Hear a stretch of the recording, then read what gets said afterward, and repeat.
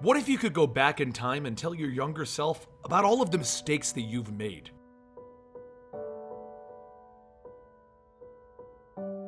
Welcome to the Complete Story Series, where we bring you trade paperbacks and single issues, and we break them down into digestible bites to help you understand. Then we read it dramatically back to you. All alterations to the panels, text, and images are to prevent copyright problems, and all art is owned by its respective companies. If you enjoy these recaps about these books, keep in mind we do cut out quite a bit, and if you want to get the full story, then support this industry by purchasing your books online or going to your local comic book store. This is part 1 of the all-new X-Men saga, volume 1. And while there is some resolution as we go through these books, they are written by Bendis and he loves making never-ending stories. So this will be a long one, folks. Things begin with Hank McCoy in pain, scrawling on the ground as he tries to get to his desk. Hank McCoy, known as the Beast, goes through many additional mutations. Right now he's going through another one. But this time, he's worried he won't be able to survive it. And while he's trying to think of an answer for it, Storm calls him up to tell him that there's something he needs to see. What she wants to show him is Cyclops teamed up with Emma Frost and Magneto on the news fighting against the Australian police. He's doing this to recruit a new mutant, Ava Bell, for his Mutant Revolution. You see, ever since the events of Avengers vs. X-Men, Cyclops has decided that the humans don't care about the mutant race, and after he was broken out of prison for his crimes, which included killing Professor Xavier, he has started recruiting mutants into his revolution to allow mutants to take their proper place. The rest of the X-Men are obviously against this, while Cyclops feels that this is how he can atone for his sins. He is acting more like Magneto than a member of the X-Men now, and not only that, every time that he injures civilians on the news like this, it makes the X-Men's mission of showing that mutants can live with humans even harder. Beast, Storm, Iceman, and Kitty Pryde all need an answer. They need to figure out a way to stop Cyclops, or at least make him realize what he's doing is wrong. And they have no idea what the answer to their problem is. Iceman even says that this is ridiculous. Beast and him have known Scott forever. They were the original X-Men. How could Scott be doing this? If only his younger self could see him now. And that's the light bulb that Hank needed. The idea to fix this, to get away with one final act that can possibly save everyone before he possibly dies from this mutation. Hank turns to Iceman. "You're right, Bobby," and he walks out. 20 years in the past, the original 5 X-Men are having an argument about mutant rights, when the current day Hank McCoy walks in. "Scott Summers, I need you to prevent yourself from committing mutant genocide." The younger X-Men are in shock, and they have so many questions like, who are you? Why are you blue? And what are you talking about? So Hank tells them that Jean can read his mind, and she'll confirm everything that he's saying. And she tells him that she can't do that. Hank thinks for a second. "Oh right, you won't be doing that for a while." Of course this shocks Jean. "I can read minds?" So Hank explains the situation again, and then he leaves the X-Men there to decide what they should do. Once he steps outside though, the defects of his mutation are starting to kick in and he reels back in pain. He knows his time is limited, and he needs his final acts to count. He needs to fix what Scott's doing. Then behind him, he sees the original X-Men come running out all suited up. Scott looks at adult Hank and he tells him, "If this is a trap, I'm gonna blow your head off." With that, the original X-Men and adult Hank hop on Dr. Von Doom's time travel pad and they go back to the future. As they enter the future, Hank welcomes the young X-Men to the Jean Grey School for Higher Learning.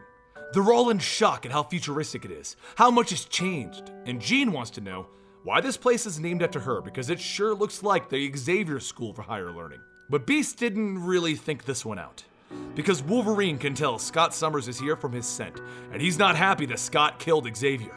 He walks out, pops his claws, then he jumps right at Scott, only to be frozen in place by Jean Grey. Then Cyclops blasts Wolverine into the sky, and Iceman catches him midair. Kitty Pryde, adult Iceman, and Storm all walk out. "What did you do, Hank?" But before he can explain, he hits the ground in pain again.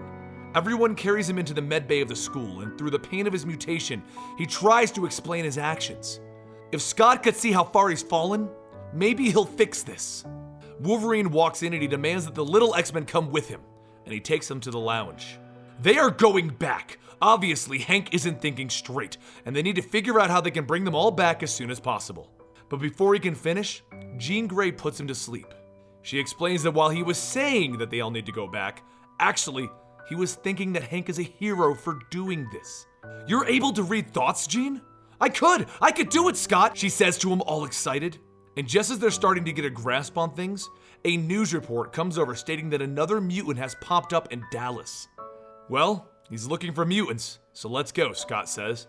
And they steal the Blackbird jet. Meanwhile, over in Dallas, Scott and Magneto arrive. Benjamin, my name is Scott, and you're a mutant, and the Mutant Revolution is starting. But that's when he hears a very similar voice behind him. Revolution? When did it become a revolution? He turns around to see himself, only younger. What the hell do you think you're doing? Adult Scott's mind begins to race. Have I lost it? Who is this? Are they real? Is that Jean? Did Xavier do this? Did I really kill him? Could it be shapeshifters? Am I being punished? But in the end, he realizes, this is real. This is them. It's too much though, and Jean can't stop the influx of all of the thoughts coming from Adult Cyclops. And then she loses control, blasting Adult Cyclops and Magneto away from them. I can hear his thoughts. He killed the professor, she shouts. There's another problem though. Adult Scott lost control over his powers ever since the Phoenix was inside of him. And as he turns around, his optic blasts begin to fire at the Young X-Men, uncontrollably. He doesn't mean it though, he can't stop it. Young Scott looks at him, stop! And he fires back on his adult self. With a big optic blast explosion happening in the middle, we have both Adult and Young Scott shooting at each other. This is where Adult Scott's experience comes in as he throws his younger self back. Magneto then throws a bicycle at Iceman as he tries to get into position around Adult Scott, and then he shouts for Illyana to come and get them out of there. They vanish into thin air, and the Young X-Men call for a full retreat. Adult Scott, Magneto, and Illyana all reappear at his top secret school that he's been conducting in the former location of Weapon X, where they demand to know if Emma Frost did this, but she denies it. Back at the Jean Grey school, Hank is on life support as Kitty Pryde is trying to figure out how she can help him. But this is way beyond her. And over at Flat Top Mountain in Colorado, the Young X-Men have landed and they're trying to sort out what just happened. Jean recovers, but she still can't stop all of the thoughts going on around her. It's too much. And when she finally learns how to calm down the thoughts, she looks at Scott. If that's the man that he'll become, how can she see anything but Professor X's killer in him? As they load back up in the Blackbird, Angel says to himself, we shouldn't be here. And back with Adult Cyclops and Emma Frost, she walks over to Cyclops sitting in the wilderness. I want you to know, Scott, this wasn't me. I know. Do you know who did this? No. What did they want? Emma, go away. I'm serious. If we can figure out what they want, we can figure out who did this. They wanted to see what I've become for themselves. Then who would have done this? Hank McCoy. Why would he do this? Because you killed Charles Xavier, and if he can't kill you back, he's going to punish you. Adult Scott grits his teeth, because he knows that's the right answer. Hank is trying to punish him. Back at the Jean Grey school, the Young X-Men arrive just as Storm and Wolverine are about to send out a search party, and they walk right back to the medbay because young Hank wants to save Adult Hank. Jean brings both young and Adult Hanks into Adult Hank's mind, along with her so that young Hank can try to help himself, and figure out what Adult Hank did wrong with his calculations for a later mutation. He is able to help and fix himself. It would appear that Adult Hank made an error in his calculations, and he was able to fix it. So, as he's healing, Jean asks if he can tell her what happens to her. She wants to know how she died, because everyone here thinks of the time that she died. That is all the thoughts that are flooding to her right now. So Hank lets her look into his mind, and she sees everything that happens to her. The entire life of Jean Grey. Scott, Wolverine, the Hellfire Club, the Phoenix, everything. And she exits the mindscape screaming, "No!" Knowing what they know now, and Hank being recovered, the Young X-Men asked the question, should they stay to fix all of this? They need to, don't they?